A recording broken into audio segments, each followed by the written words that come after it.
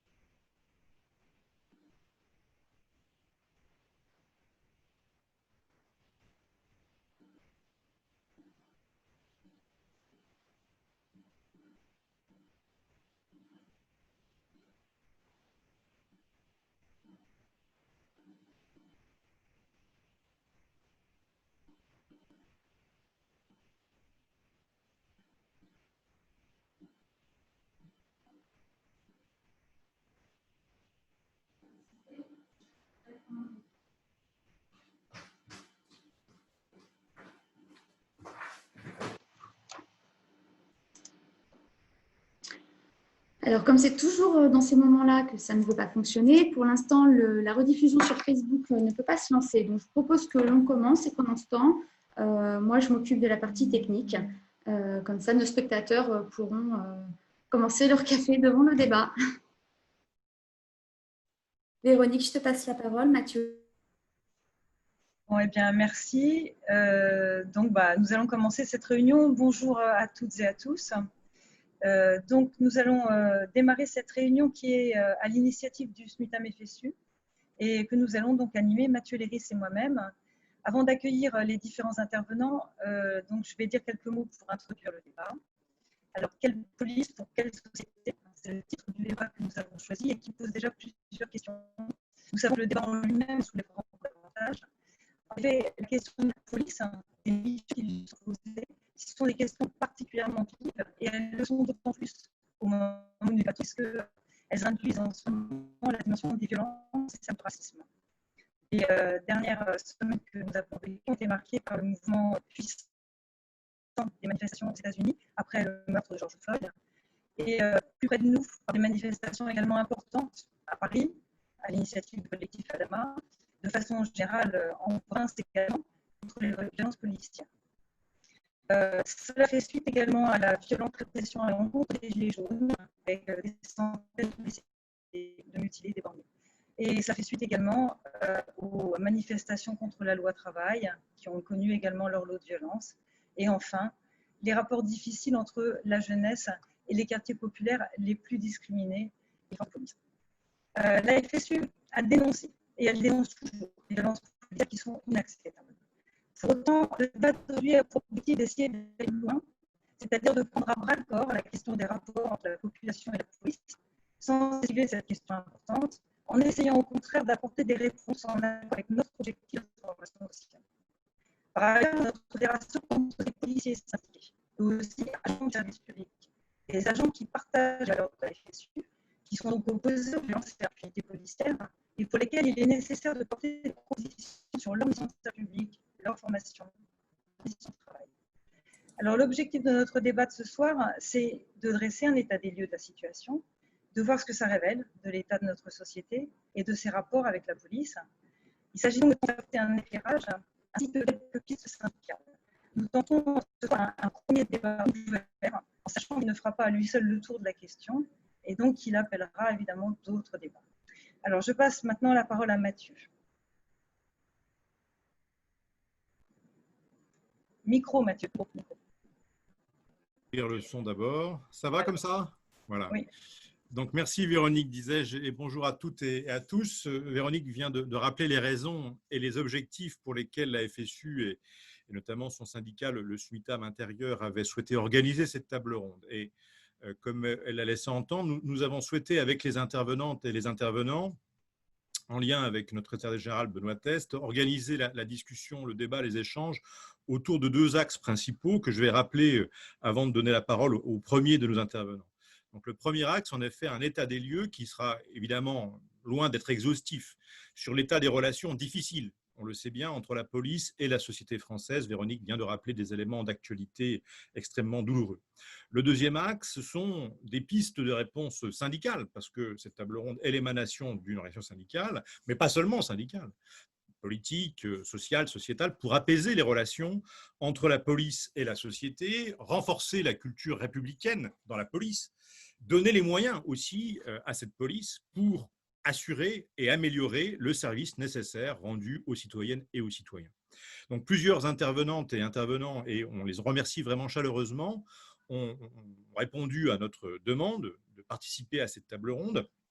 Ils le font en tant que militants syndicaux, y compris de la FSU, on le présentera au fur et à mesure, mais aussi en tant que responsables d'organisations qui sont bien sûr en but aux questions soulevées par les rapports entre la police et la société. Donc là encore, nous les présenterons au fur et à mesure. Et cette table ronde sera donc clôturée par notre secrétaire général Benoît Test. Donc sans plus attendre, je vais lancer le premier intervenant. En l'occurrence, notre camarade de la FSU, Flavien Benazet, qui est secrétaire national du SNUITAM, branche de l'intérieur, et membre de la fédération FSU. Donc, Flavien, bonjour. Une première question, et tu disposeras, comme la plupart des intervenantes et intervenants de relativement peu de temps dans une première approche. Environ 3 minutes pour répondre, si tu le veux bien. Comment réagis-tu, Flavien, comme policier et comme syndicaliste, aux reproches de brutalité, voire de racisme qui sont adressés aux forces de police dans le contexte qu'a évoqué brièvement Véronique? Sont-ils, à tes yeux et aux yeux de ton organisation, bien sûr, justifiés, injustes? Et de toute façon, quelle piste pour améliorer cette situation? Flavien, tu as la parole pour 3 minutes.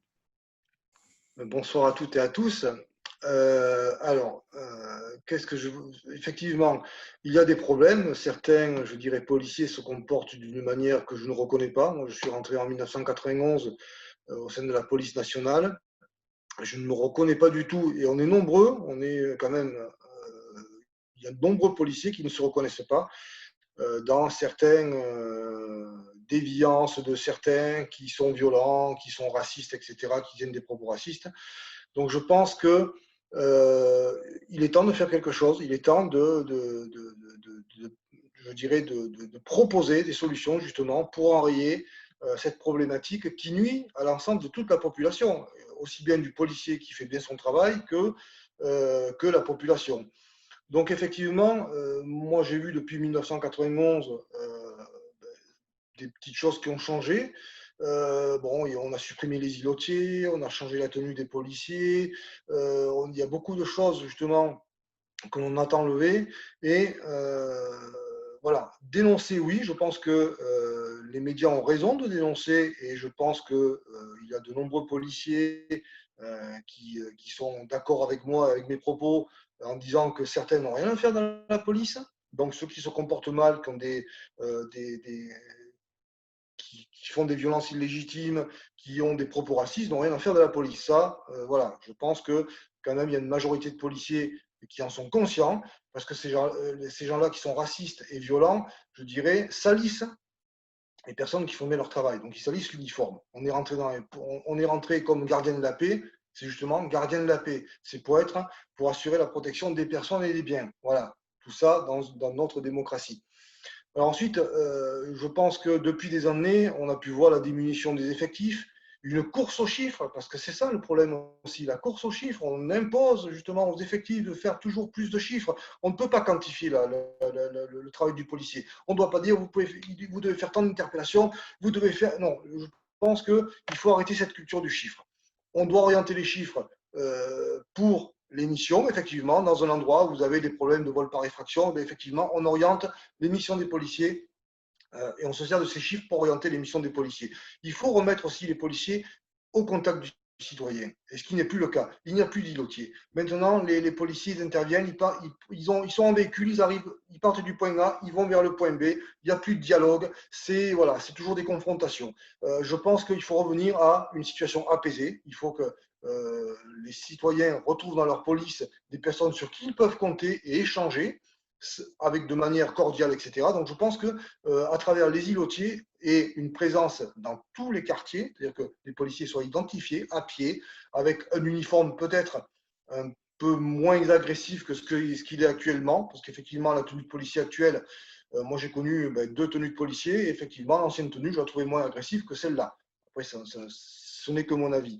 Et la formation continue et initiale, je dirais que la formation continue et initiale, ça n'existe pratiquement pas. Pour moi, si on veut améliorer les choses, il faut que la formation continue surtout doit être une partie intégrante du métier de policier. Elle doit faire partie du cycle de travail du policier.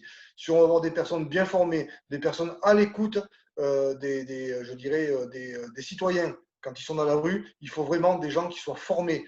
Et effectivement, le problème, c'est qu'il n'y a pas de formation parce qu'il n'y a pas assez d'effectifs et que ce n'est pas, je dirais, dans la dynamique actuelle de mettre la formation en avant. Et pourtant, c'est très important. Vous avez des personnes qui ne savent pas rentrer en contact avec les autres, qui n'ont peut-être pas appris la politesse. Donc, au niveau des policiers, il faut vraiment, certains, il faut leur apprendre. Je dirais, tout s'apprend. Gérer le stress, gérer aussi de rationaliser, voilà, il faut peut-être intellectualiser la profession. Voilà. Et ça ne peut se faire qu'à travers, je dirais, une formation continue et initiale. Je dirais aussi que beaucoup de mes collègues sont confrontés aussi des fois à des missions très difficiles, mais justement, il faut faire la part des choses, il faut être formé pour pouvoir intervenir justement et savoir est-ce que jusqu'où je peux utiliser le dialogue, comment je peux faire pour apaiser une situation. Voilà, dans certains cas, on y arrive, mais ça demande une formation et on ne peut pas lâcher des jeunes sur le terrain comme ça, sans formation, en leur disant voilà, vous êtes policier, maintenant vous vous débrouillez. Donc voilà, je pense que la société aura tout à y gagner si justement on fait un travail de fond et que les nombreuses associations comme la LDH, SOS Racine, etc., interviennent souvent aussi, devraient intervenir, je dirais régulièrement dans les écoles de police, mais aussi au sein de la formation continue, parce que cette formation continue, on devrait pouvoir avoir justement des rencontres très régulièrement, je dirais une fois par trimestre par exemple, avec des associations, pourquoi pas, dans cette journée de formation pour les policiers pendant leur temps de travail, pourquoi pas, des associations pourraient rentrer en contact pour instaurer un dialogue. Voilà, je pense qu'on pourra apaiser une situation, mais il faudra un dialogue, il faudra changer la façon de voir, il faudra changer notre modèle de police qui n'est peut-être plus adapté à notre société. Voilà, je pense que c'est… Merci Flavien, merci beaucoup. Bon, je vais passer la parole maintenant donc à Malik Salancourt, qui est donc le président de la LDH, puisque tu viens d'en parler justement.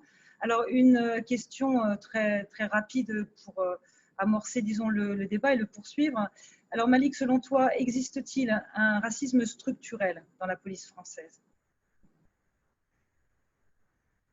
Non, il faut remettre le micro. Il faut que tu branches ton micro. Voilà.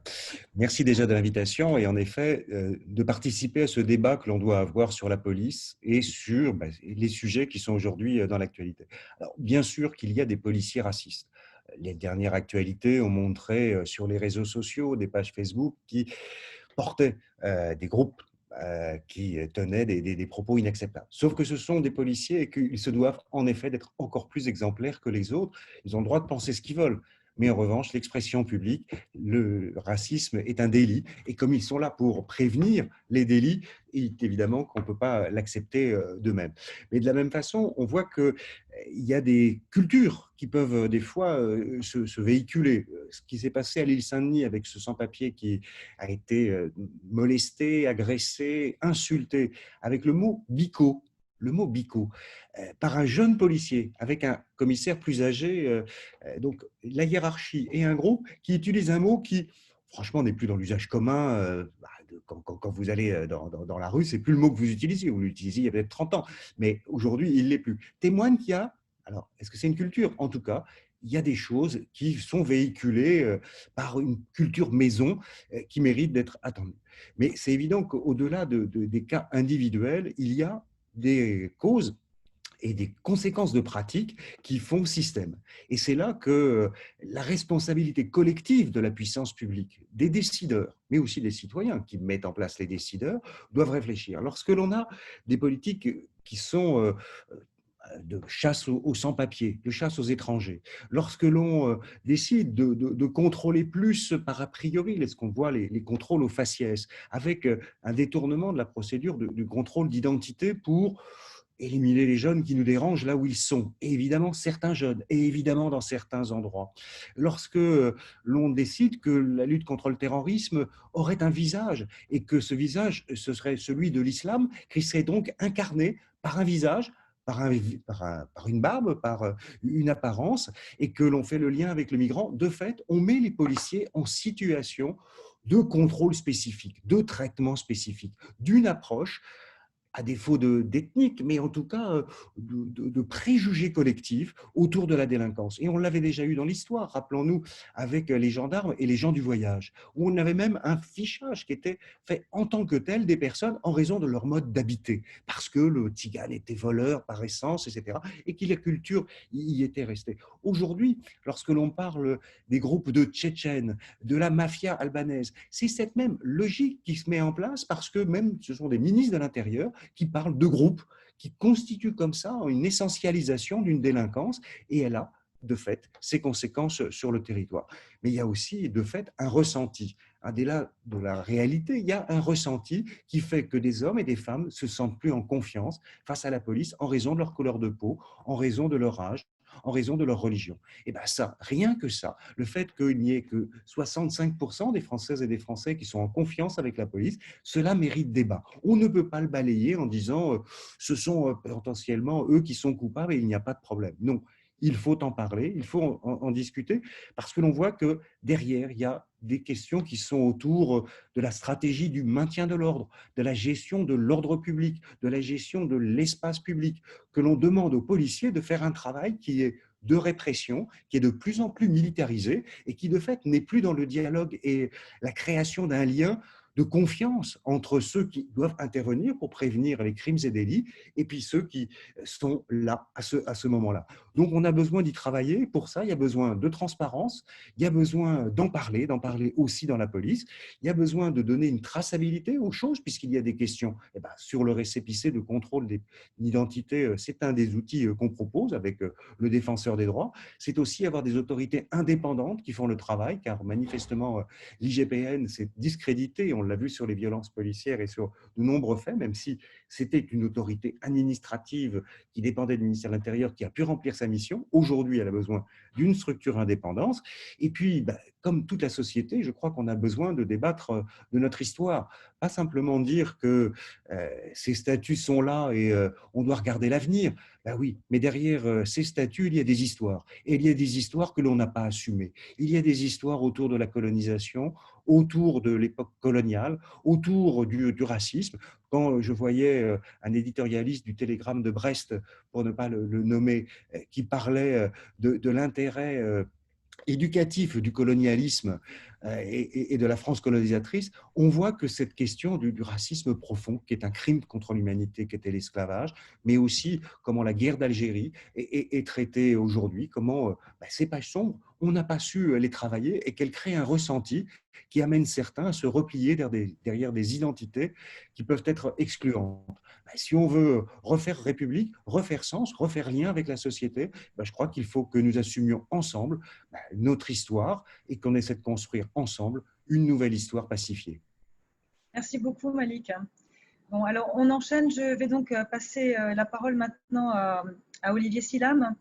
Olivier Silam est militant du SNES-FSU. Il est engagé notamment dans la défense des migrants de la vallée de la Roya. Donc, Olivier, tu as été interpellé l'année dernière. Comment expliques-tu la disproportion qu'il y a eu entre ton arrestation très violente et la manifestation qui, elle, s'était déroulée sans heurts? Je n'ai pas d'explication logique à donner, pas selon ma logique. Il m'a été reproché un mot. À ce moment-là, on n'a qu'à me convoquer et moi je me rends en convocation sans aucun problème, contrairement à des responsables politiques d'extrême droite. Donc il y a ça, mais il y a une disproportion totale avec le fait que j'ai eu le droit à plaquage ventral, étranglement, etc. Juste pour un mot qui n'était même pas une insulte au demeurant. C'était bon là. Donc oui, il y a totale disproportion. De la même manière que quelques mois après, on me reproche une autre affaire de... je cherche le mot d'outrage, c'est le mot que j'ai cherché, que je conteste au demeurant. Et on découvre avec l'avocat qu'il y a eu 4 mois d'écoute. 4 mois d'écoute pour un mot que je n'ai pas dit en plus. 4 mois d'écoute, perquisition chez moi, mise sous scellé d'un drapeau de la FSU, version LGBT, mise sous scellé d'un mégaphone. On m'a même posé des questions sur mes comptes en banque, savoir si j'avais des comptes à l'étranger. Je ne comprends pas à quoi ça sert. Donc j'ai eu le droit encore garde à vue, etc. Non, il y a une disproportion totale. Alors, je pense que les militants sont effectivement, je pense que je suis connu sur la ville de Nice, que effectivement ils avaient envie de se faire un militant syndical connu, sachant que les gens, ceux qui m'ont agressé, parce que pour moi c'est eux qui m'ont agressé, sont tous militants au syndicat d'extrême droite Alliance. Et que ce qui s'est passé ce jour-là, c'est que lorsque nous avons signalé le syndical, et lorsque nous avons vu le drapeau d'Alliance, nous sommes plusieurs syndicalistes de différents syndicats à avoir dit que nous ne les voulions pas. Bon, par ailleurs, ils étaient affiliés à la CGC, donc c'est sur ce biais-là qu'ils sont venus, et ils devaient manifester en queue de cortège, ils sont venus se mettre juste derrière moi exprès. Donc, je suis tombé dans un piège, tranquillement, et j'ai plongé dans le piège à bras raccourcis. Bref, et je pense qu'une des questions qu'on doit se poser, c'est le rôle de l'extrême droite dans la police. Parce qu'elle est clairement organisée au moins par ce syndicat. Elle a un rôle profond. Tout à l'heure, l'intervenant précédent en parlait. Lorsqu'on découvre qu'il y a un groupe Facebook où 8000 personnes appartenant à la police nationale se lâchent et sortent toutes les insultes possibles entre négro, youpin, bico et compagnie, pensant que personne ne les verra, c'est extrêmement inquiétant. Et ce qui est extrêmement inquiétant, c'est justement ce rôle de l'extrême droite avec toute l'idéologie qu'il y a derrière, concernant des gens qui sont dépositaires d'une violence légale, puisque c'est leur rôle finalement. Ils sont armés et ils ont, pour moi, un rôle, pour certains d'entre eux, hein, je ne mets pas tout le monde dans le même panier, mais au moins pour Alliance et peut-être d'autres personnes entre eux, ils ont un rôle quasi séditieux, puisque il suffit d'aller sur le site d'Alliance, malheureusement j'y ai été plusieurs fois, pour voir des tracts qui appellent à la rébellion si un policier était condamné. C'est extrêmement inquiétant, puisque là, on sort complètement du cadre d'une police républicaine.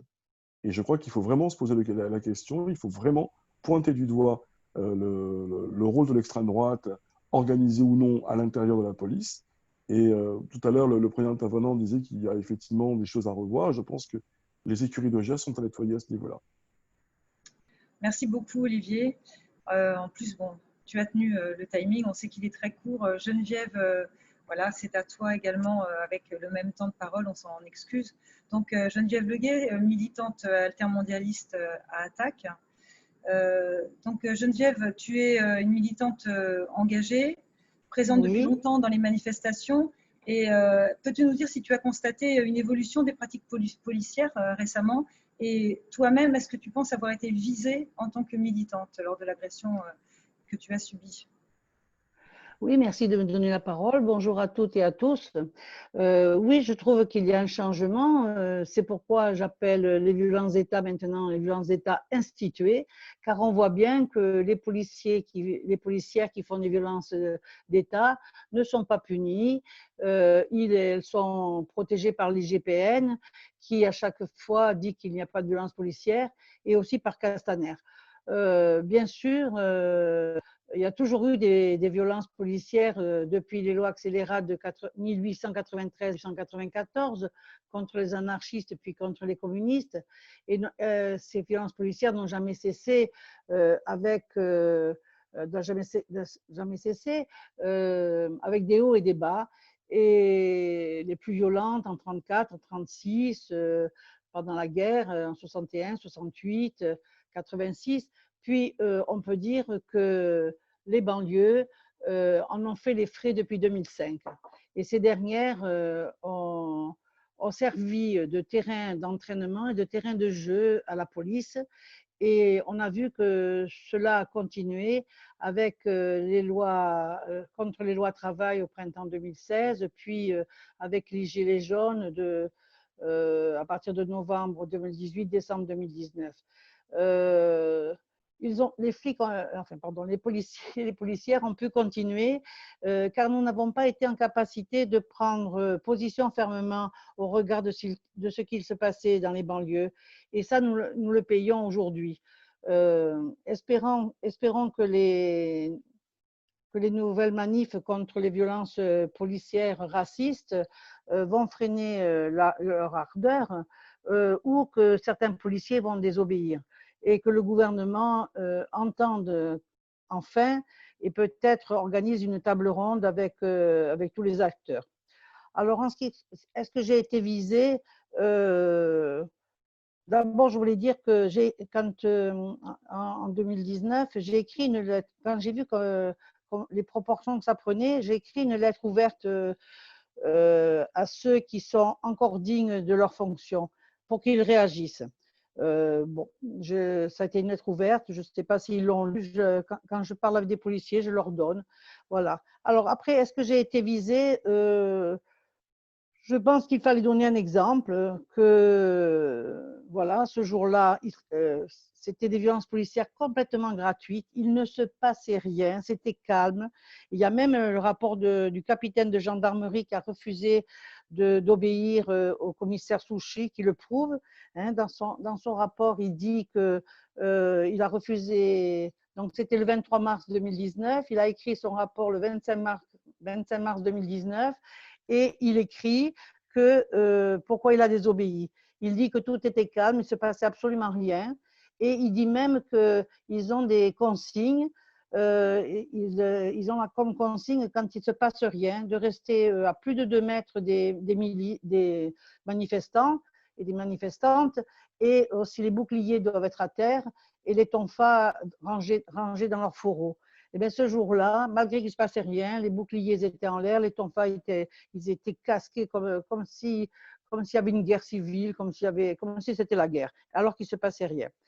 Alors, je suis militante depuis plus de 45 ans et avec Olivier de la FSU qui me parlait, c'est nous qui négocions les contre G20, les contre traités de Nice, enfin, tout ce qui se passe à Nice, voilà. Et alors, on est connu, on est fiché, voilà. Alors, je pense que ce jour-là, j'ai été visée, il fallait montrer un exemple. Merci voilà. Geneviève de ces témoignages. Oui. Tu auras l'occasion bien sûr de reprendre la parole au cours du débat, hein, mais tu connais malheureusement le cadre formel un peu contraint. D'accord. Mais tu reprendras la parole bien entendu Geneviève, il n'y a pas de souci là-dessus. Donc on va passer la parole. Oui, il n'y a pas de problème, Merci Geneviève. Immédiatement à Mélanie Luce qui est présidente de l'UNEF, avec une question, après que on la remercie bien sûr pour sa présence, une question très générale, hein, évidemment, sur, en gros, après ces témoignages, en se déplaçant un peu peut-être sur le champ de la jeunesse étudiante et aussi militante, hein, que l'UNEF représente depuis si longtemps. Eh bien, à ton avis, Mélanie, donc, y a-t-il une dégradation nette des relations entre les forces de police en général et la jeunesse, ou est-ce que la jeunesse a une image aujourd'hui plus dégradée des forces de police que hier? Qu'en penses-tu, Mélanie? Déjà, merci pour l'invitation. Pour revenir un peu sur le sujet, je pense que sur le lien entre les jeunes et la police, il y a en fait deux situations, deux sujets différents. Et en fait, les différents intervenants revenaient un peu dessus. Il y a à la fois la question du traitement des jeunes mobilisés et des jeunes qui se mobilisent dans la rue, etc., et qui est un sujet quand même qui existe depuis très très longtemps. Et puis, il y a la question des jeunes notamment des quartiers populaires, des jeunes racisés, donc c'est-à-dire des personnes non blanches, qui sont d'autant plus victimes de violences policières et de situations dont on a pu parler. Donc, je vais revenir un peu sur ces deux situations. Pour commencer un peu sur la question des jeunes mobilisés, c'est pas une situation nouvelle. Je pense que tout le monde ici a en tête Malik Oussekine et la mort donc d'un jeune du fait des voltigeurs lors des mobilisations contre le projet de loi de Vaquet en 86. Mais effectivement, ce qu'on constate, c'est que récemment, il y a eu un accroissement des violences qui sont des violences policières à l'encontre des manifestants, et notamment des manifestants jeunes. On peut partir de la loi travail, où il y avait déjà énormément de jeunes dans la rue, et il y a déjà commencé à y avoir des violences importantes. On a quand même un jeune qui a perdu un œil à ce moment-là. Alors, à cette époque, on n'avait pas encore eu des gilets jaunes. Un œil, c'était déjà beaucoup. Ensuite, on peut revenir un peu sur toutes les mobilisations récentes qui ont eu lieu contre la sélection, où on aggrave effectivement la situation entre les jeunes et la police quand on a des étudiants qui bloquent leur fac et qu'on envoie la police débloquer les universités, du coup, il y a une violence aussi qui est utilisée dans ce cadre-là, des vidéos qui ont aussi pas mal indigné. Et quand on l'envoie aussi dans les lycées, c'est-à-dire que aussi la situation de Mantes-la-Jolie, où on met à genoux des jeunes parce qu'ils ont osé se mobiliser dans leur lycée contre la réforme du bac et contre Parcoursup. Et en plus, le pire, c'est de voir qu'à la suite de ça, l'IGPN conclut à ce que il ne s'est rien passé, il n'y a rien de problématique. Je pense que c'est ça aussi qui aggrave la relation entre la fracture qui existe entre la police et les jeunes, c'est que non seulement on est particulièrement visé par des techniques de maintien de l'ordre, en fait, puisque le problème, ce n'est pas forcément les policiers en eux-mêmes, là en l'occurrence, c'est les ordres qui sont donnés d'aller cibler les jeunes mobilisés. Et en plus de ça, quand c'est le cas, quand il y a des choses qui sont scandaleuses, eh ben, on n'a pas on n'obtient pas justice, on n'obtient pas gain de cause et on n'est pas écouté. Donc ça, c'est déjà quelque chose effectivement qui fait que je pense que le fossé s'est creusé. Ça a commencé en 2005, il y avait déjà un fossé qui s'était creusé dans les banlieues, mais pour les jeunes mobilisés, le fossé a continué à se creuser. Et là, maintenant, on arrive à une situation, je pense, qui est de plus en plus tendue. Et puis après, il y a la question plus spécifique des quartiers populaires, dans lesquels, tout à l'heure, j'entendais Malik de la LDH revenir un peu sur la situation qui est plus structurelle qu'on peut observer, c'est-à-dire qu'il y a à la fois des policiers effectivement d'extrême droite qui expriment leur racisme sans se cacher, et puis il y a à la fois des ordres, des choses, des consignes qui sont données qui sont aussi racistes et qui font que la police va reproduire du racisme. Quand on voit qu'on a 20%, que des jeunes qui sont noirs ou arabes ont 20% de chances de plus de se faire contrôler par la police, forcément, ça augmente la fracture entre la police et les jeunes, et ça montre aussi un racisme qui est reproduit par l'institution de la police, quelle que soit la volonté des individus, puisque c'est aussi ça le problème.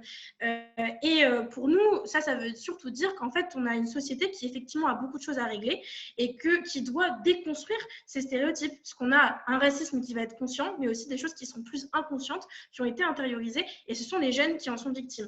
Merci, ça, les jeunes, ils l'ont très Mélanie. bien compris, et les dernières mobilisations, je pense, elles l'ont montré. Mélanie. Voilà, On va désolée devoir pour le temps. malheureusement t'interrompre pour ce premier tour de parole, encore une fois, bien entendu. Merci beaucoup, Mélanie. Ensuite, on passe à Rachel Schneider, qui est donc enseignante dans la ville de Stein, si je me souviens bien, dans le 9-3, donc, et qui est par ailleurs militante de la FSU et du SNUPP. Et donc, Rachel, au regard de ton expérience professionnelle, mais aussi de tes responsabilités militantes, que peux-tu nous dire, Mélanie vient un peu d'en parler déjà, sur l'état des relations actuelles, en tout cas dans le territoire que tu connais bien, entre les forces de police qui sont amenées à intervenir, et puis les élèves, y compris dans une école primaire, mais aussi les familles. Y a-t-il entre les familles, les enfants, une sorte de confiance envers les forces de police, ou est-ce qu'il y a de la méfiance, voire de la peur? Quel est ton sentiment sur cette question? À toi, Rachel. Merci Mathieu. Oui, alors c'est vrai que mon école en fait est à 300 mètres d'une fresque qui se trouve sous les projecteurs à Stein en ce moment. Donc c'est vrai que je voudrais commencer par ça parce que c'est une affaire finalement qui est assez emblématique. Sur cette fresque, pour aller vite, il y a les portraits de George Floyd et d'Adama Traoré, et il y a le refus écrit du racisme et des violences policières. Et en fait, quand le maire de Stein a inauguré cette fresque, qui avait beaucoup de sens pour les jeunes notamment à Stein, en fait, un syndicat de policiers, le syndicat Alliance 93, a menacé de manifester devant cette fresque, et puis ça aurait pu prendre des proportions très, très inquiétantes, mais le préfet a obtenu que la manifestation soit déplacée devant la préfecture à Bobigny, heureusement. Par contre, il a rassuré, entre guillemets, le syndicat Alliance en annonçant qu'il demanderait au maire de Stein d'effacer l'expression violence policière. On ne sait pas si ça se fera ou pas, mais en tout cas, ça a été dit au syndicat de policiers. Et c'est vrai que du coup, je trouve que Stein se trouve vraiment finalement au cœur d'enjeux assez importants, parce qu'on a d'un côté cette question, est-ce que les mots de violence policière, on peut les écrire dans l'espace public et on peut admettre qu'elles existent et que c'est un problème grave dont il faut s'occuper? Baldwin disait que rien ne peut changer tant qu'on ne l'affronte pas. Donc voilà. Et en parallèle, ça peut sembler paradoxal, mais pour moi, ça ne l'est pas du tout.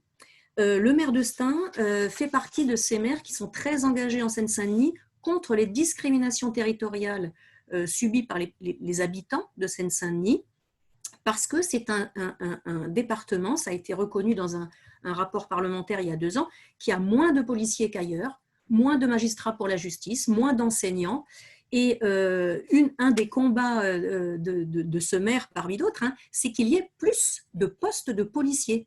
Et là-dessus, nous, les enseignants, on sait qu'il a raison, parce que quand on veut qu'un service public dysfonctionne, on commence par ne pas lui donner les moyens de fonctionner correctement. Et je donne juste un exemple, parce que je sais qu'il faut être très, très bref. Les écoles Hugo et Balzac à Saint-Denis, par exemple, les parents d'élèves ont dû faire des chaînes humaines autour du groupe scolaire autour de l'école. Ils l'ont fait plus de 100 fois, pour protéger l'école du trafic de drogue qui pourrit la vie des habitants du quartier à cet endroit-là.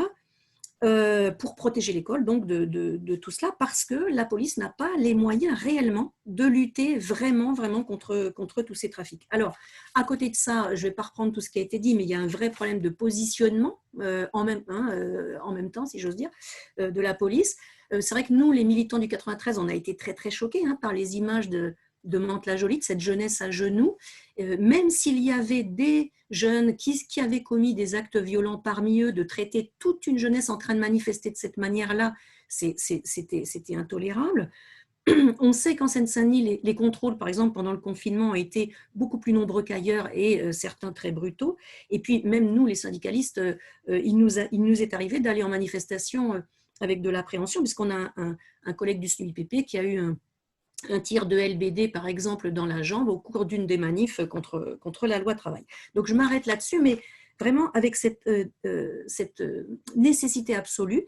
Et je me dis que le débat public, le débat d'aujourd'hui, j'espère qu'il va alimenter un vaste débat public, certaines l'ont dit, qui est indispensable, parce que, donc le souci, c'est pas qu'il y ait moins de police, surtout pas, mais il faut absolument que les missions de la police soient définies ou redéfinies, je ne sais pas, par la représentation nationale, par les responsables politiques, parce qu'on est en ce moment, par moment au moins, dans des logiques d'affrontement, et ça c'est extrêmement dangereux et il faut pouvoir en sortir.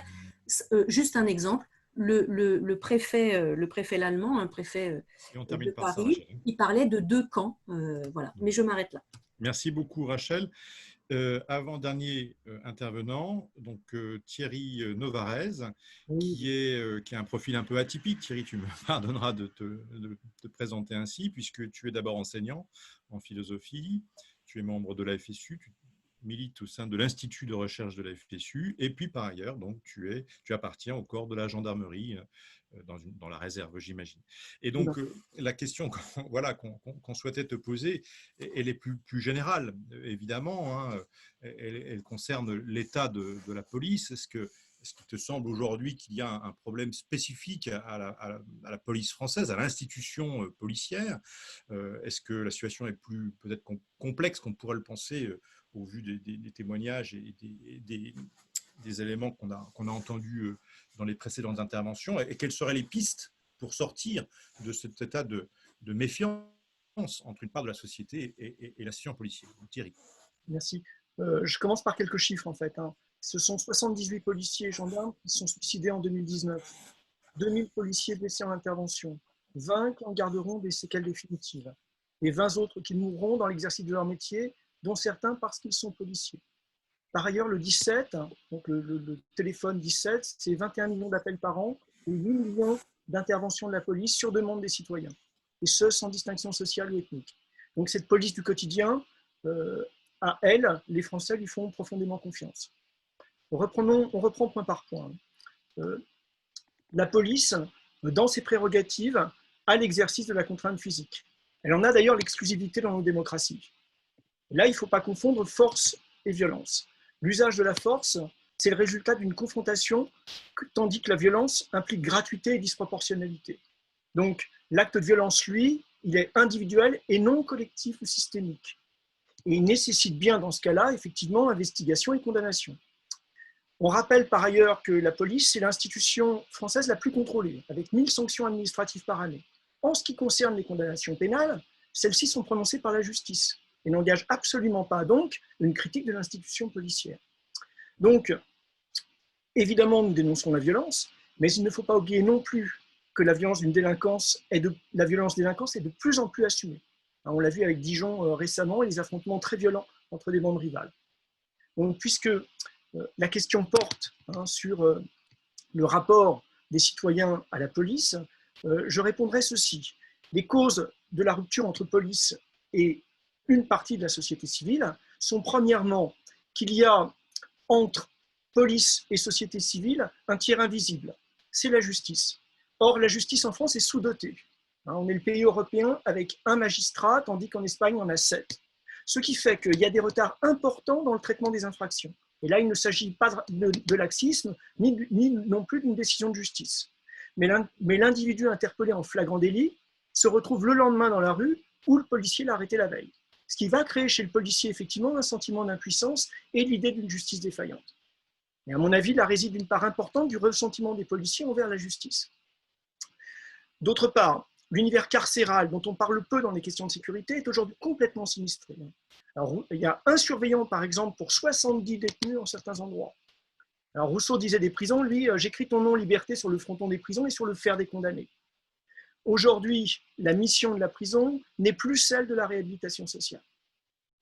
Par ailleurs, la police se retrouve souvent seule dans les ZSP, c'est-à-dire dans les zones de sécurité prioritaire. Donc, ces quartiers qui se sont construits au moment de l'essor de l'industrie, qui ont accueilli principalement des populations immigrées, qui dans les années 60-70 venaient principalement des pays du Maghreb et de l'Afrique subsaharienne. Donc, ces populations se sont implantées au moment d'une récession économique qui vient briser l'ascenseur social, qui vient sédimenter durablement ses habitants sur un territoire restreint et économiquement sinistré. Or, la délinquance qui est présente dans les quartiers est majoritairement liée à des individus qui ont le type physique des populations immigrées maghrébines et subsahariennes, car ils sont les enfants et petits-enfants des populations arrivantes, ce qui ne présage évidemment pas de leur nationalité.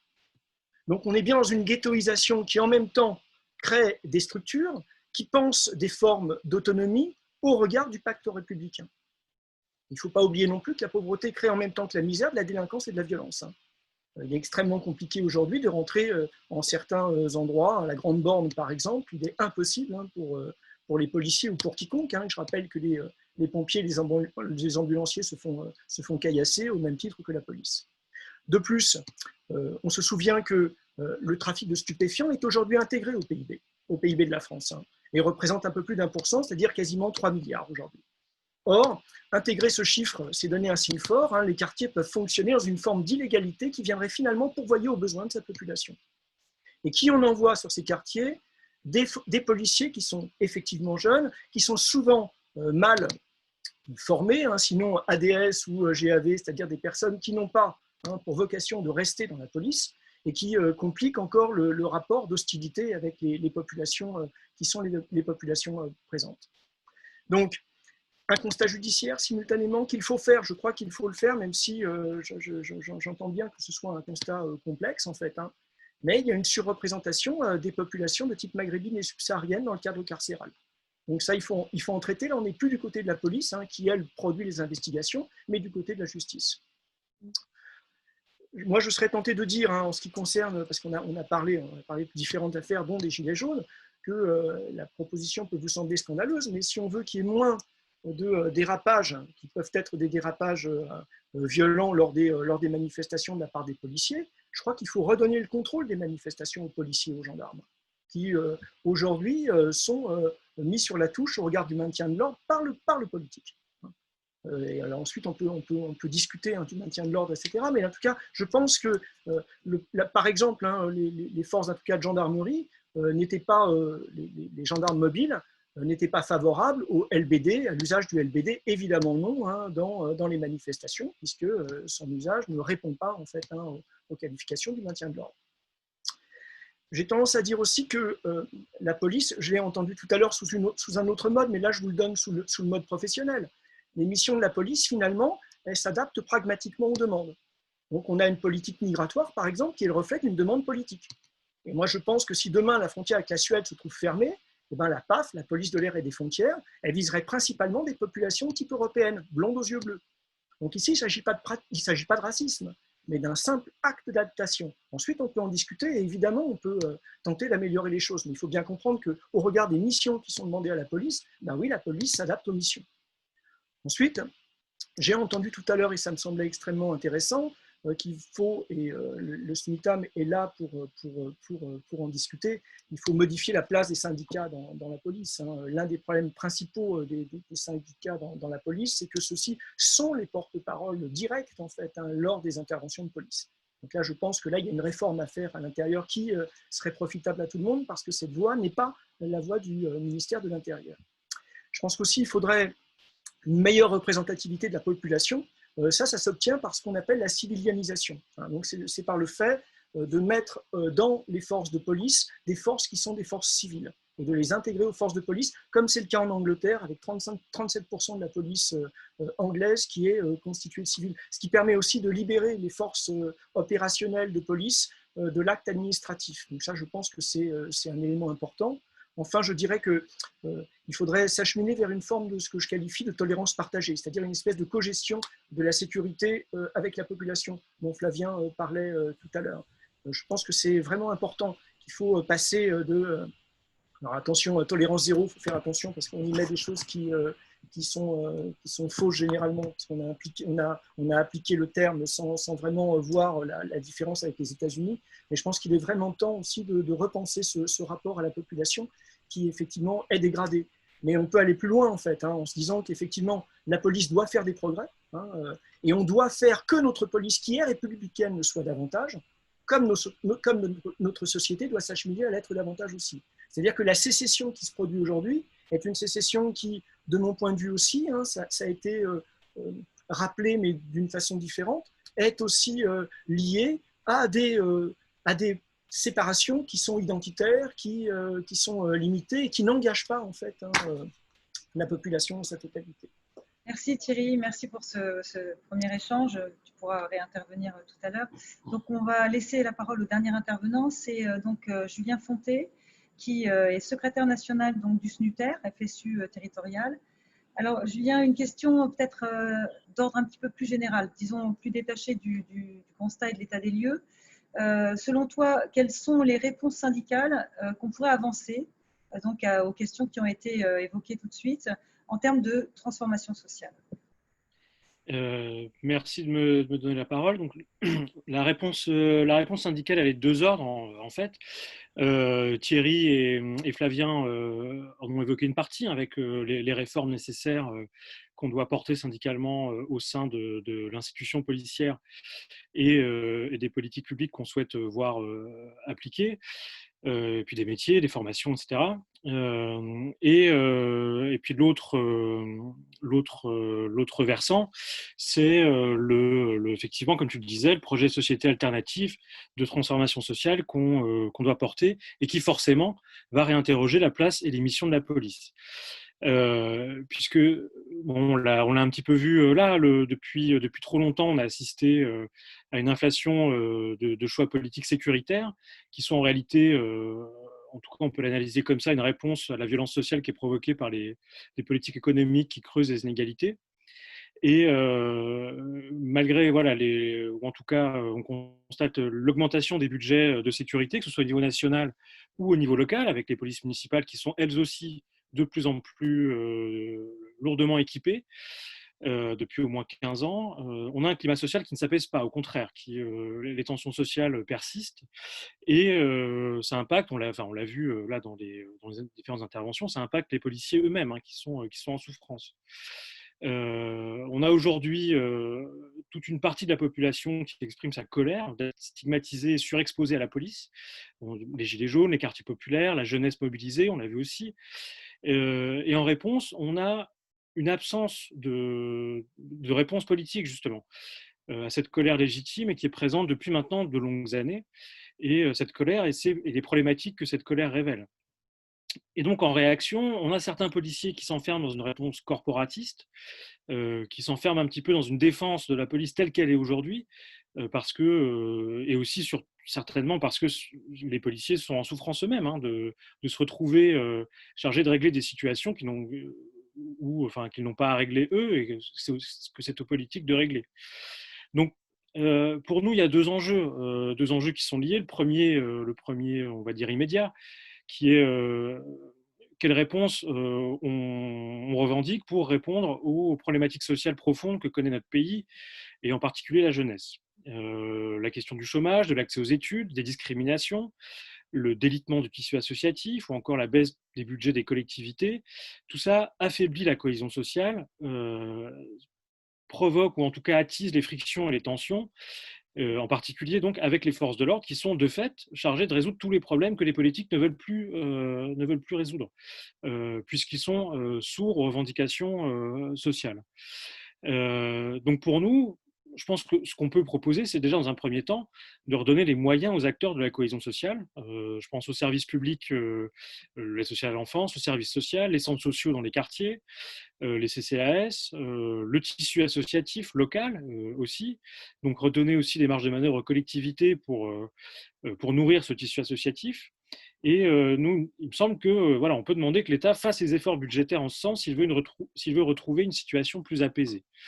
Et plus largement, mais c'est lié, il faut aussi, du coup, voilà, pousser pour un nouveau modèle économique, une nouvelle manière de gérer notre démocratie, pour un partage plus équitable des richesses, plus égalitaire, plus démocratique, intensifier la lutte contre toutes les formes de discrimination, en particulier le racisme, puisque c'est l'actualité, qui sont aussi des barrières pour l'accès à l'emploi, au logement, et qui nourrissent une forme de ressentiment, puisqu'elle contre la société, j'allais dire la République, mais ce n'est pas forcément le terme, puisqu'il y a ce sentiment de deux poids, deux mesures. Et donc, dans cette perspective-là, les missions de police doivent non plus être pensées, en tout cas je pense que c'est ce qu'il faut qu'on porte au sein de la FSU, non plus comme une manière de maintenir un ordre qui est forcément socialement injuste, mais bien des missions, et Thierry l'a bien rappelé, de cette police du quotidien, des missions au service de la protection de toutes et de tous de manière indiscriminée. Voilà. Merci Julien. Je dois malheureusement t'interrompre pour respecter les temps de parole, mais comme nos autres intervenantes et intervenants, tu pourras, merci beaucoup, reprendre la parole. Alors justement, la liaison est très aisée avec la deuxième partie de cette table ronde, puisque nous allons vous proposer de répondre d'apporter en tout cas des réponses à quelques questions qui ont été posées par des internautes qui sont intervenus via Facebook, par les réseaux sociaux, et qui posent donc des questions globales ou précises. Et j'ai envie de poser la première à Malik, Mélanie Malik.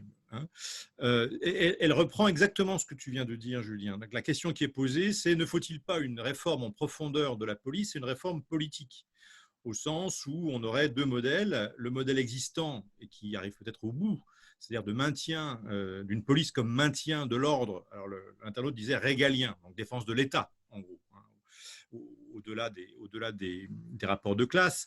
Et ne faudrait-il pas lui opposer une police, alors qu'on a souvent associé à tort ou à raison au modèle anglais, c'est-à-dire une police qui est vraiment au service de chaque citoyenne et de chaque citoyen, et formée donc plus de gardiens de la paix en quelque sorte que de forces de répression. Donc ça rejoint un petit peu ce que vient de dire Julien. Donc est-il pertinent de lancer le débat d'une réforme politique finalement, au sens noble du terme, de la police française? Alors, je ne sais pas si Malik ou Mélanie, vous voulez intervenir. Réponse courte, on en a bien peur. Et ensuite, Véronique posera une deuxième question. Vous pouvez intervenir. Je vois que Thierry Novarez intervient dans le chat. Justement, c'est ce qu'on allait vous proposer. Si vous voulez rebondir à une première réponse, n'hésitez pas et demandez la parole par chat et on vous la donnera. Donc, voilà, je gère cette première question et Véronique prendra la deuxième dans quelques instants. Donc, je ne sais pas si Mélanie, Mélanie, vous voulez intervenir? Mélanie? Oui, Mélanie. Très bien. Je commence. Malik après, et puis Thierry va intervenir. Réponse courte, j'en ai bien peur. Donc, trois interventions. Je pense qu'effectivement, une réforme de la police est nécessaire. L'enjeu, ce n'est pas effectivement moins de police. L'enjeu, effectivement, c'est de revenir vers une police de proximité qui permet de rétablir le lien entre les jeunes et la police, en ce qui concerne les jeunes. Mais c'est aussi... cette réforme de la police, elle doit aussi passer par plusieurs éléments qui ont été dit au départ, c'est-à-dire une formation des policiers sur la question des discriminations, sur une réforme aussi des consignes qui sont données. Tout à l'heure, j'entendais parler du fait que la police, elle va cibler en fait les profils des personnes qui commettraient le plus d'actes répréhensibles. Le problème, c'est que justement, cette consigne qui a été donnée à l'époque de Manuel Valls de contrôler plus spécifiquement les personnes maghrébines et les personnes noires, c'est une consigne qui a été d'ailleurs cassée par le Conseil d'État par la suite, car elle était raciste. Et c'est ces consignes-là sur lesquelles il faut revenir. Notre sens, je pense que cette réforme, elle doit aussi permettre ça. Alors, merci beaucoup Mélanie, donc Malik. Et ensuite Thierry, pardon. Aussi rapide, en effet, on pourra passer des heures à discuter comment armer mieux la police pour répondre à l'armement croissant des violents qu'il y a en face. Et en effet, je crois qu'on irait dans l'impasse.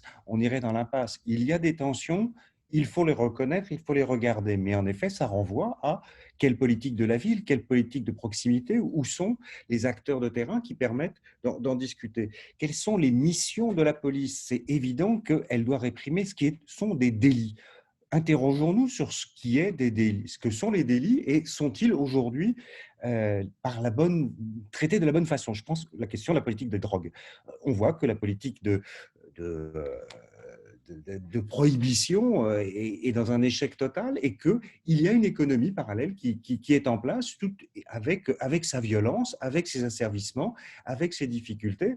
Et aujourd'hui, le simple fait de dire il faut plus de policiers pour arrêter plus de consommateurs et plus de trafiquants, on est dans l'impasse. Et ce n'est pas aux policiers qui pourront y répondre. De la même façon, la question, c'est au cas par cas et regarder dans différents modes d'intervention, parce que Thierry Desmarest le disait très justement, il y a des polices qui ne posent pas de problème, avec lesquelles on est en phase, on est en conscience. Mais il est aussi une politique d'intervention, d'oppression, qui, elle, est dans un rapport militarisé, dans une stratégie qui est de création d'un rapport de force. Et celle-ci, elle est problématique parce qu'en plus, elle est ciblée. Donc, justement, prenons le temps d'en discuter. L'objet n'est pas de dire tous les policiers sont comme ceci ou toutes les politiques sont comme cela. C'est un mélange des deux. Et en tout cas, ne leur faisons pas porter la responsabilité qui est la nôtre, celle des citoyens et des politiques.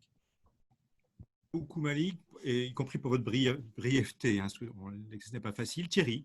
Oui, je vais être très rapide aussi pour dire que la réforme de la police, finalement, elle n'est pas nécessaire. Il y a 3 grandes polices en France, en fait. Il y a une police qu'on appelle police de souveraineté, qui s'occupe effectivement en partie du maintien de l'ordre et qui est une police d'État. C'est-à-dire que le donneur d'ordre, c'est l'État. On a une police judiciaire, qui est la plus connue, qui représente globalement 7% des effectifs de police, donc très peu. Et le reste, c'est la police avec le doux nom de police du sommeil, qui est là en protection du citoyen. Donc on voit bien les répartitions qui sont très claires. Simplement, ce qui a brouillé les cartes, et ce qui les a brouillées profondément, c'est le terrorisme, pour être très clair. À partir de 2005, effectivement, les cartes se brouillent et on demande à la police de sommeil d'accomplir des missions qui sont des missions régaliennes, effectivement, de souveraineté. À partir de là, le brouillage se fait. À partir de là, effectivement, les difficultés arrivent. Mais attention, ces difficultés, ce n'est pas la police qui les crée, c'est les situations qui créent ces difficultés. De la même façon que des cas de violence pendant effectivement les manifestations des Gilets jaunes, les 3/4 des tirs des LBD étaient des tirs de BAC. Ce n'est pas pour dire que les BAC sont violents. Les BAC, eux, sont formés à autre chose que le maintien de l'ordre. Elles sont formées effectivement à des interventions qui sont parfois extrêmement délicates, très difficiles dans les banlieues, où il y a en même temps qu'effectivement, il ne doit pas y avoir de stigmatisation, évidemment, mais enfin, il y a un repli identitaire et religieux qui est extrêmement important. Il y a certains quartiers où c'est très difficile, je le répète, de rentrer désormais, si jamais, effectivement, on est de type européen. Donc, il faut aussi mettre tout ça à plat. Parce que si jamais on ne met pas ça à plat, au plus simple, c'est ce qui s'est passé pendant très longtemps. Là, on assiste à un recul de l'extrême droite aux dernières élections municipales, mais sinon, ça fait le lit de l'extrême droite, évidemment. J'ai fini par moi, merci. Merci Thierry. Oui, donc j'enchaîne avec une autre question. J'ai vu en effet que Olivier souhaitait intervenir, mais on pensait justement lui proposer aussi de répondre, ainsi que Flavien, à une nouvelle question. Alors la question est la suivante. La police comme service pour le citoyen ou comme institution de maintien de l'ordre régalien? Donc encore une fois, ça questionne, et je pense que c'est quand même justement le nœud un peu... un des nœuds du problème, ça questionne les missions en fait, qui sont données à la police. Donc, on parle de service public de la police, on parle de service au public, et donc d'assurer la protection et la sécurité, ou alors de maintenir l'ordre, mais pas forcément de la manière, en effet, douce. Donc voilà, ces questions-là, la police comme service pour le citoyen ou comme institution de maintien de l'ordre, on aimerait bien vous entendre, Flavien ou Olivier, donc sur cette question. Qui veut commencer? Olivier, peut-être tu avais demandé la parole. Oui, je vais commencer. Pour répondre à la question, je crois que les missions de la police, elles sont définies par la société qu'on construit et la société dans laquelle on vit. Là, clairement, on a une accélération, on va voir dans la période maintenant post-Covid comment ça va se passer, on a eu une accélération des politiques néolibérales, donc d'accumulation des richesses par les plus riches, et donc il fallait protéger absolument les possédants. Et donc les missions de la police, ça a été effectivement ça a été effectivement de réprimer les manifestations qui contestaient cet ordre libéral établi. En gros, depuis la loi travail, il y a eu un changement de paradigme dans le maintien de l'ordre, entre guillemets, en manifestation, qui correspond aussi à un moment donné où j'ai l'impression que nous-mêmes, de notre côté, on avait auparavant des services d'ordre cohérents et on les a plus, quoi, de fait, ce qui nous permettait d'organiser les manifestations. Et le fait est que, y compris voir la BAC dans des manifestations, je ne vois pas ce qu'elle a à faire là-dedans. Là, je suis d'accord avec Yann, ce n'est pas son rôle. La BAC n'a pas à venir dans les manifestations. Il n'y a aucune raison. La plupart des manifestations qui ont eu lieu, hein, la presse mainstream et les médias, les télés en ligne en continu, ainsi sur celles qui ont dégénéré, mais la plupart se déroulent très bien. Et ça n'empêche pas qu'on nous mette des policiers surarmés, qu'on nous mette la BAC, qu'on nous mette ceci, qu'on nous mette cela. Et clairement, il y a montré qu'il y a une criminalisation des manifestants. Mais ça a d'abord été testé dans les quartiers populaires après les émeutes de 2005. Hein, le but, c'était effectivement de pacifier des quartiers où il y avait eu effectivement une révolte et il s'agissait de les pacifier. Et je ne sais pas s'ils sont parvenus, mais en tout cas, les méthodes qui ont été appliquées à partir de 2005 dans les quartiers populaires, elles ont été appliquées aux manifestants à partir de 2015-2016 à peu près. Juste une chose, c'est par rapport au préfet de Seine-Saint-Denis, je le connais bien parce qu'il a sévi dans le 06 auparavant. Et c'est lui qui notamment avait accéléré la chasse aux migrants à la frontière italienne. Et juste pour rappeler, parce que dans les ordres donnés, Olivier, officiellement, je conclus. Officiellement, il s'agissait de fermer la frontière parce qu'il y avait le problème terroriste, pour répondre à ce qui était dit tout à l'heure. En réalité, la police dans les trains, sur les routes, sur les autoroutes, etc., tout ce qu'elle cherche, la police vers les frontières, là, en l'occurrence, elle cherche tout ce qui ressemble de près ou de loin à un noir. Donc, elle reçoit des ordres. Et le donneur d'ordre, c'était le préfet. Olivier, il faut vraiment donne des ordres racistes. Voilà. Merci Olivier. J'ai vu que Thierry, tu avais demandé à intervenir, mais on va essayer de multiplier les intervenants. Donc, je te propose de peut-être t'inscrire dans une autre question. Il y a une question qui nous est parvenue de façon très récente, hein, que Laura nous a donnée. Je vous la lis et on a envie de l'adresser à Rachel et à Julien pour des raisons que vous allez comprendre en entendant la question. Est-il possible ou impossible à une seule et même institution d'assurer sur un même territoire à la fois la répression des actes hors la loi et le contact avec la population? Donc, n'est-il pas effectivement nécessaire qu'il y ait plusieurs institutions qui travaillent en collaboration, si j'ose dire, les unes avec les autres? Et puis, il y a la question aussi, bien sûr, de la méthode. Hein. Est-ce que finalement des méthodes plus pacifiées, plus pacifiques ne peuvent pas être plus efficaces? Alors, il y a effectivement une remarque, je crois qu'on a zappé Flavien dans la réponse précédente, effectivement. Bon, écoutez, voilà, on improvise un petit peu. Flavien, pardonne-nous, tu t'inscriras bien entendu. Donc voilà, je ne répète pas la question. On y va. Et Malik nous signale qu'il a beaucoup de batterie.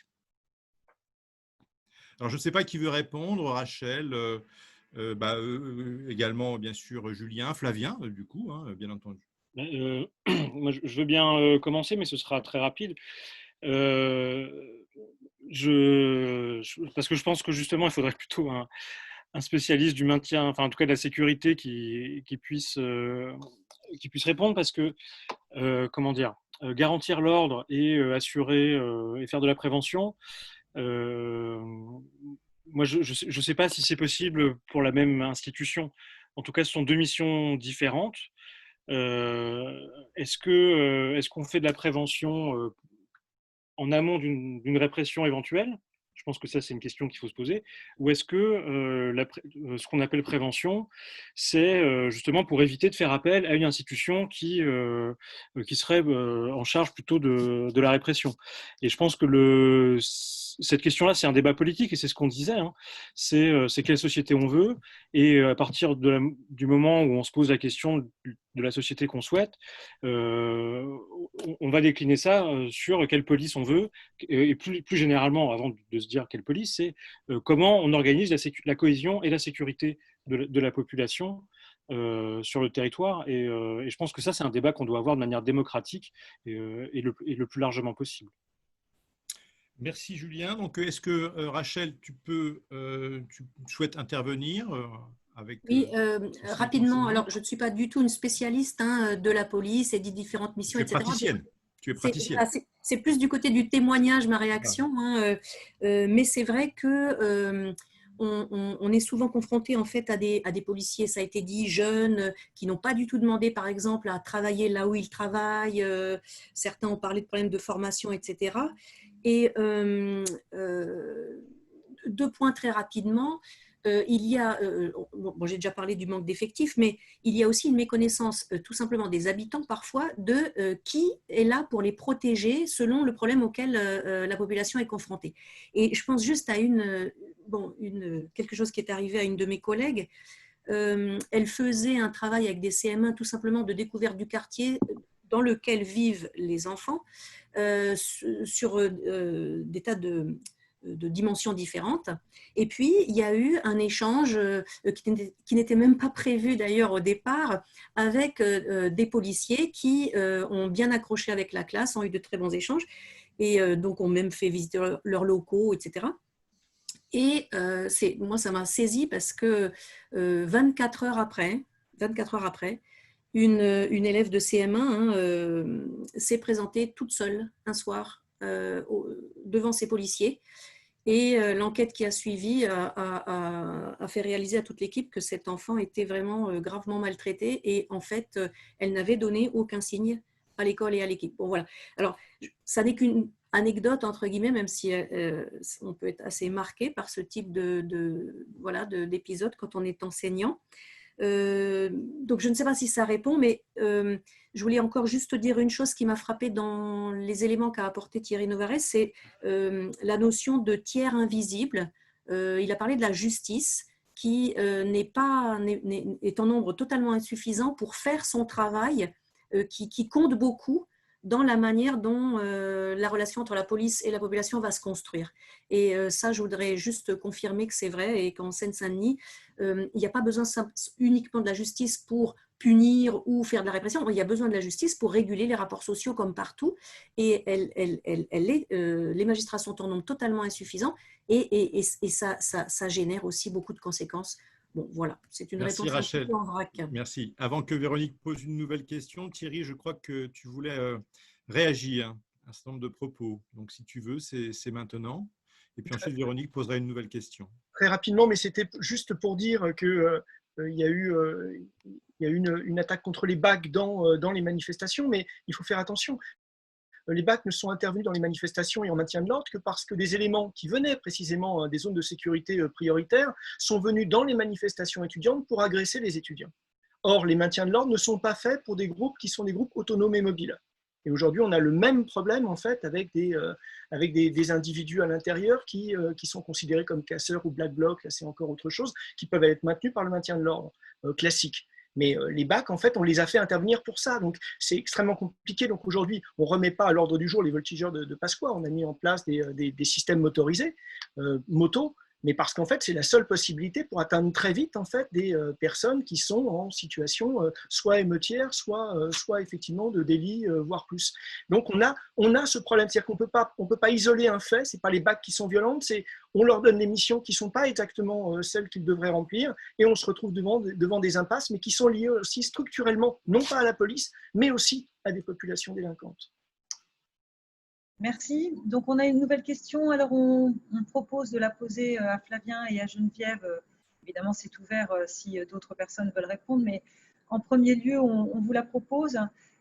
Faut-il que la police fonctionne par la force?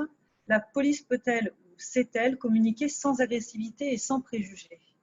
Voilà, si l'un de vous veut commencer à donner des éléments de réponse. Allez, Flavien, vas-y, je t'en prie. Oui, donc, oui, je dirais que la force, c'est le dernier élément quand il n'y a plus de discussion possible, effectivement, pour certains crimes ou délits. Oui, il ne reste que la force, malheureusement. Elle doit être véritablement proportionnelle, je dirais, entre guillemets, aux faits qui sont en face, à l'attaque qui est en face. Mais tout cela, ça s'apprend aussi. Pour communiquer, cela s'apprend. Certains ont des difficultés de rentrer en communication. Et ce n'est pas évident de rentrer en communication quand vous êtes issu, je dirais, d'une ville de campagne, où vous venez de la campagne et que vous êtes lâché dans une cité, et que vous vous retrouvez, vous venez d'un village du sud de la France et que vous êtes, ce qui a été mon cas, moi voilà, j'étais au village du sud de la France et je me suis retrouvé affecté en Seine-Saint-Denis. Pour moi, ça s'est très bien passé parce que j'ai toujours aimé communiquer. Mais effectivement, on peut avoir des personnes qui ont des problèmes dans la communication et ça doit être institué sous forme de formation. On doit former les personnes que l'on va envoyer en mutation sur Paris, on doit les former, on doit les préparer justement. Comment on rentre en communication, comment, voilà, sans préjugés, sans agressivité, comment on fait retomber, je dirais, une tension, parce qu'il y a toujours des moyens psychologiques pour faire retomber des tensions. Quand vous arrivez sur un différend familial, par exemple, eh bien, il faut savoir comment on fait faut faire tomber la pression justement pour intervenir et pour que tout le monde reste serein. Voilà. Mais effectivement, la force ne doit venir qu'en dernier lieu. Et moi, en tout cas, je parle pour mon expérience et je connais d'autres personnes aussi, mais la force, c'est à contre-cœur qu'on utilise la force, justement. C'est parce qu'il n'y a plus aucun seul moyen de discussion possible. Et ça, c'est difficile, même pour celui qui intervient, d'utiliser la force. Donc voilà, je dirais que oui, on peut, mais il faut se donner les moyens de formation si on veut vraiment que les policiers soient dans l'action de communication et de prévention, parce que les policiers peuvent faire un travail aussi de prévention. Oui, merci. Donc, oui, c'est le maître mot, hein, la formation. Donc, l'absence de formation à des gestes professionnels mesurés et adaptés, en effet, ça revient régulièrement dans vos propos. Geneviève, est-ce que tu veux dire un mot sur ce sujet ou il faut que tu rebranches ton micro, par contre?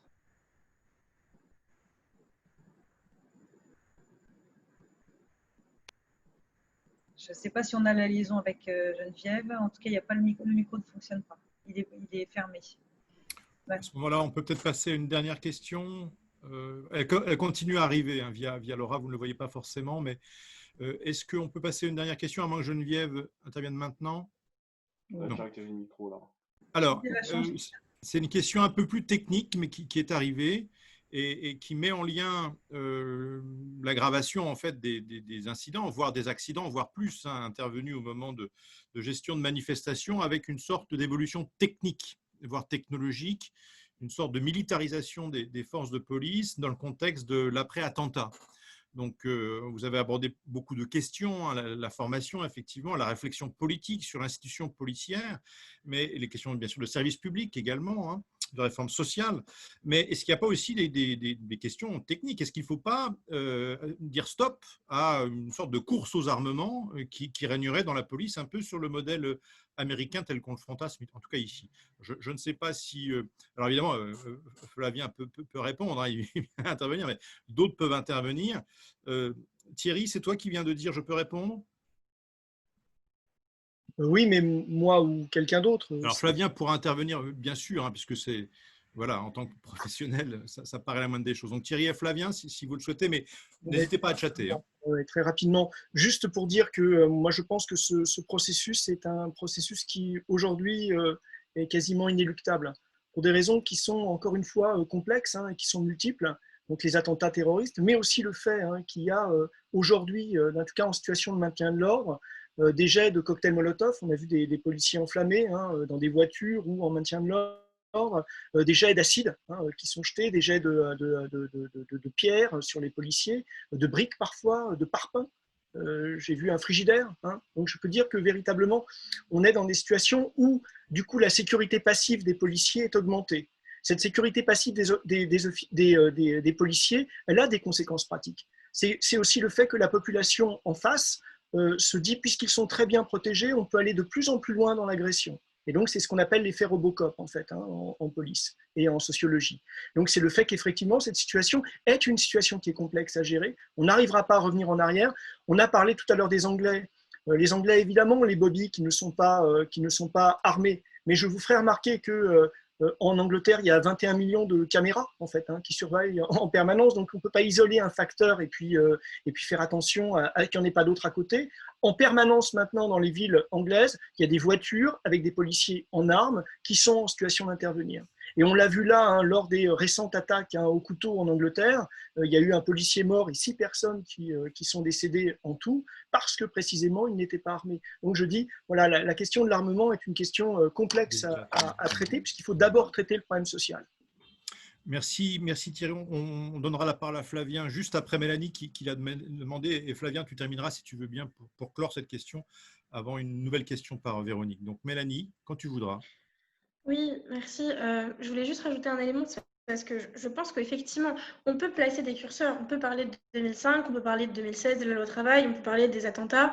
Mais il y a quand même un élément, c'est que le fait que les jeunes aient peur de la police, c'est pas quelque chose de nouveau. Quand on parle de Ziad et Bouna qui couraient parce qu'ils avaient peur de la police et qui en sont morts, c'était en 2005, c'est pas nouveau. Et donc, pour moi, le problème, c'est qu'on ne peut pas uniquement penser les choses par une addition de situations conjoncturelles qui ont fait qu'on s'est retrouvé dans cette situation-là. C'est pour ça qu'il y a un enjeu à repenser aussi la relation entre la police et la population. Ça passe par justement cette réforme-là. Et on parlait au départ notamment des récépissés de contrôle d'identité. Moi, je veux bien qu'on dise oui, mais beaucoup de délinquants sont de tel ou tel type. Mais en réalité, quand on a des personnes qui se font contrôler, mais 5 fois dans la même journée, alors qu'ils n'ont rien fait, forcément qu'il y a un problème. Et c'est aussi là qu'il y a un souci, c'est que si on mettait en place ces récépissés de contrôle d'identité, au moins on pourrait faire un comparatif réel, au-delà du ressenti et du témoignage des personnes, qui est le plus contrôlé, pour quelles raisons, et qu'on ait une motivation des contrôles. Ça, déjà, ça amènerait à faire changer les choses. Donc, je pense que c'est vraiment important parce que la fracture entre les jeunes et la police, elle n'est pas nouvelle. Et si aujourd'hui elle s'aggrave, ce n'est pas que parce qu'il y a une conjoncture, c'est aussi parce qu'il y a une multiplication des vidéos, des interventions policières qui sont celles qui sont violentes, qui sont filmées, et donc qui déchaînent encore plus des colères parce qu'on voit la violence. Et c'est aussi beaucoup ce que disent les jeunes dans les quartiers populaires, c'est que ce n'est pas nouveau, juste maintenant c'est filmé, et donc on a décidé d'arrêter de l'accepter. Donc je pense que c'est vraiment important qu'on se dise aussi tout ça dans le débat.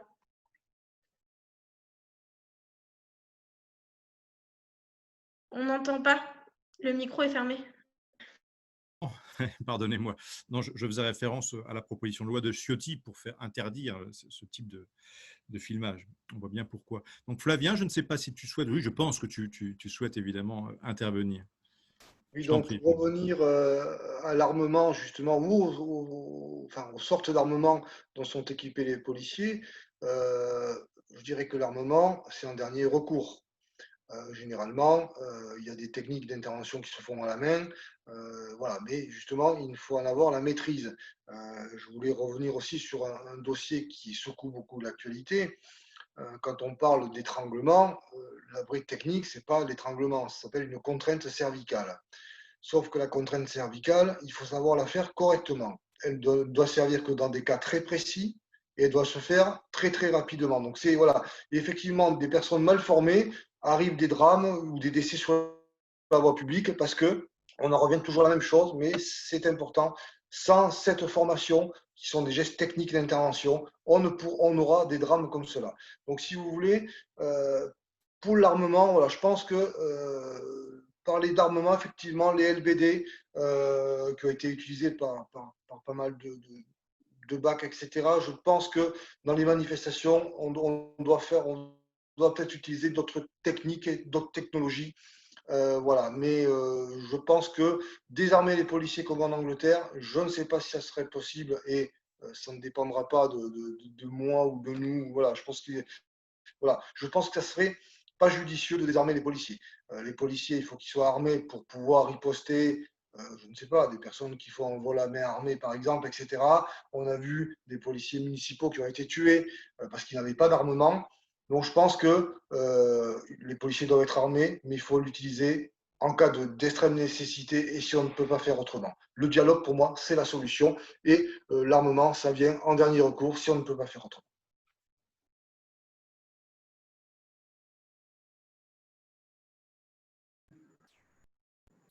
Merci.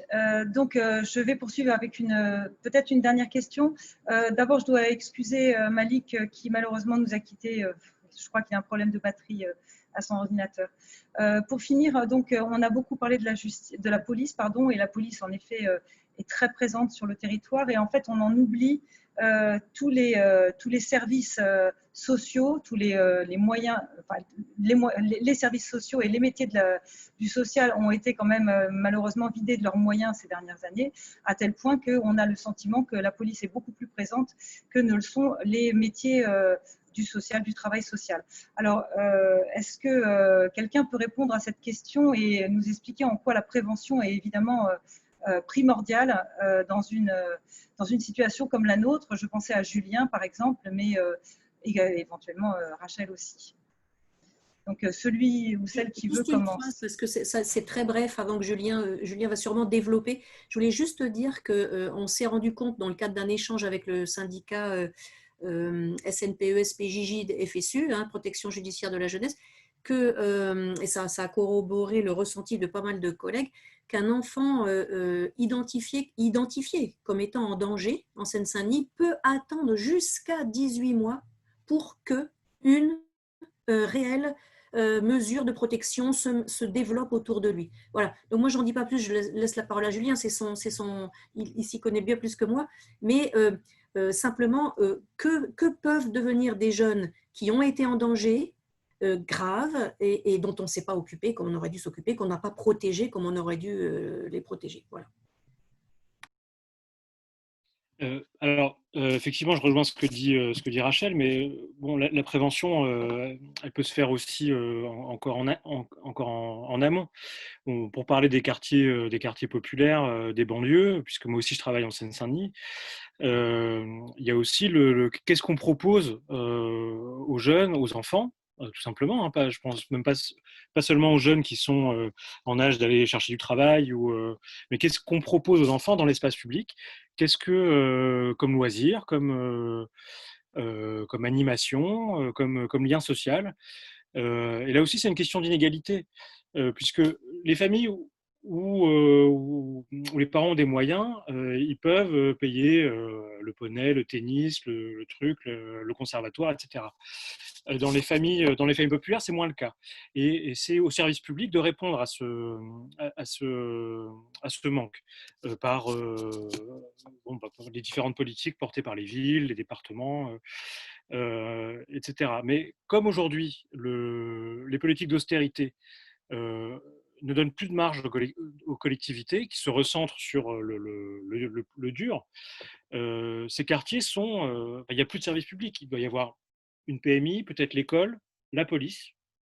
Il n'y a plus de médiathèque, il n'y a pas de centre de loisirs ou mal doté. Le centre social, pareil, mal doté. Et on a un espace public qui est occupé, mais qui est un espace de désœuvrement. Où là, effectivement, il peut y avoir des dérives, des gamins qui se laissent entraîner, etc.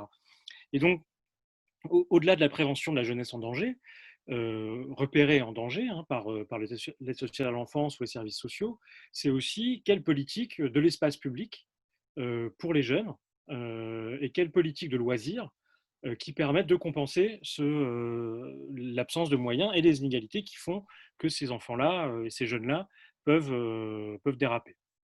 Merci beaucoup, Julien. Et d'ailleurs, toutes les intervenantes et tous les intervenants, y compris Thierry, qui, on l'a vu, souhaitaient rajouter quelque chose, mais leur tourne malheureusement. On va bientôt devoir rendre l'antenne, si j'ose dire. Et Benoît souhaitait absolument apporter une conclusion provisoire, sans aucun doute, à cette table ronde. Donc, Benoît, si tu veux bien. Oui, alors effectivement, tu fais bien de dire conclusion provisoire, parce que difficile de conclure un tel débat de manière définitive, parce qu'on voit qu'il y a beaucoup de questions qui restent en débat, qui ont été amorcées ici. Le débat a été amorcé en quelque sorte parmi nous. On était nombreux en termes d'intervenants, et donc on s'excuse par avance si on n'a pas suffisamment laissé la parole à celles et ceux qui souhaitaient dire des choses, mais on remercie évidemment infiniment toutes les participantes et les participants à ce débat qui nous aide bien à voir les perspectives dans lesquelles il faut qu'on s'inscrive, parce que je trouve que ce qui est vraiment intéressant dans ce qu'on a fait ce soir, c'est montrer qu'on affronte les questions directement. À la FSU, en tout cas, on pense qu'il faut développer l'aspect critique de ce qu'il se passe sur le maintien de l'ordre, parce qu'il y a des choses qui se passent et qui ne fonctionnent pas, qui ne vont pas. Et il faut, entre guillemets, oser le dire et l'affronter et dire qu'il y a des politiques de maintien de l'ordre qui ne sont pas adaptées, pas proportionnées. Il y a des violences policières, il faut les nommer, avec les deux aspects qu'a dit Mélanie, hein, à la fois répression des mobilisations, et on est fortement impliqué dans un certain nombre de mobilisations et dans des manifestations qui effectivement sont en grande partie réprimées, et puis tout ce qui est aspect quartier populaire, répression de la jeunesse aussi, et qui n'est pas acceptable, en particulier sur sa dimension racisée, parce qu'effectivement il y a un ciblage de population qui effectivement est lié à tout un contexte social, mais qui nécessiterait à minima qu'on puisse avoir la question des récépissés, la question de contrôle d'identité qui au moins soit davantage normée, parce que forcément ça nourrit un sentiment de stigmatisation qui lui-même peut nourrir une défiance, une violence, etc. Après, bien entendu, nous, notre perspective, c'est de construire et de proposer. Donc, une fois que j'ai dit que nous abordions les choses de manière critique, il est évident que notre perspective, c'est de réfléchir aux aménagements, aux réformes possibles, avec là plein de débats. On en a esquissé certains, hein, sur l'armement, sur la formation, qui semble évidemment revenir très fort, et tout ce qu'a dit Flavien et ce qu'a dit aussi Thierry, hein, sur la situation qui est faite aussi aux policiers qui ont à gérer des situations ingérables finalement, et qui sont pris dans des logiques et des contradictions qui sont particulièrement stressantes et infaisables. Et puis bien voir tout ce que ça engage, et là beaucoup l'ont rappelé, puisque finalement on fait porter sur la police ou sur les policiers des choses qui très largement les dépassent. Le racisme, il est aussi le fait d'une certaine organisation sociale. Il y a, donc on l'a dit, hein, c'est un débat qui engage aussi les missions de la justice, le fonctionnement de la justice. C'est un débat qui engage évidemment aussi l'organisation des services publics. Et la dernière question le pointait, mais Julien l'avait dit aussi dans son intervention liminaire, hein, et Rachel l'a rappelé aussi, tout ce qui concerne effectivement le social, la possibilité pour les populations d'accéder aux services publics, qui, quand elles n'existent pas, eh bien, effectivement, conduit à des formes de ghettoisation, etc. Ça engage plein de questions. On a parlé aussi de la prohibition, etc. etc. Moi, je suis content qu'on ait pu avoir ce débat. Je suis content qu'on puisse poser les choses. On n'a pas forcément… toutes les interventions n'étaient pas convergentes, hein. Il y a plein de débats qui se posent, dit l'armement, voilà, la réforme de la police, finalement. On n'a pas parlé de la réforme de l'IGPN, aussi du contrôle de la police qui est nécessaire, des moyens d'améliorer la formation et les moyens de fonctionner pour les policiers. Mais je trouve que c'était un débat assez stimulant, qui, j'espère, sera revu. Alors, on était au plus fort, on n'était qu'une cinquantaine. C'est peut-être un tout petit peu en deçà des attentes en termes de spectateurs. Malgré tout, le débat, une cinquantaine sur des web, sur des diffusions live, c'est finalement relativement satisfaisant. On aurait pu espérer un peu plus, mais j'espère que ce débat sera revu, sera réanalysé, et surtout, il doit ouvrir pour nous davantage de réflexion, sans doute dans la fédération et au-delà, pour creuser toutes les questions qu'on a esquissées ce soir. Et puis, encore une fois, bien être dans la perspective d'amélioration de la situation, parce que cette confiance entre la police et la population, elle est nécessaire au fonctionnement de la société et au bon fonctionnement de la société. Donc, voilà, les choix politiques qui ont été faits et en termes de sécurité publique et en termes globalement de choix sociaux, nécessite aussi une remise en cause et justifie d'autant plus un syndicalisme tel qu'on le porte, un syndicalisme de transformation sociale qui lie toutes les questions, qui s'enferme dans aucun corporatisme, mais qui, justement parce qu'il ne s'enferme pas dans le corporatisme, sait que c'est l'intérêt de la population, mais aussi des policiers, que d'avancer sur ces questions et d'avoir une police au service de la population, au service de la sécurité publique et une police républicaine. Donc, les débats vont continuer, je l'espère en tout cas. Et encore une fois, je remercie tous les intervenants parce qu'on a eu la parole et le regard du chercheur, le regard du militant, de la militante. Donc, c'était intéressant d'avoir ces différents points de vue. Et j'espère qu'on pourra du coup s'appuyer sur ce qu'on s'est dit ce soir pour creuser nos débats et continuer avec l'ensemble des questions qui nous sont posées. Voilà, merci beaucoup. Merci à Mathieu et Véronique pour l'animation et à très bientôt dans nos luttes communes. Voilà. Merci, à bientôt. Merci à tous. Merci, au revoir. Au revoir. Au revoir. Bonne soirée. Merci. Merci beaucoup.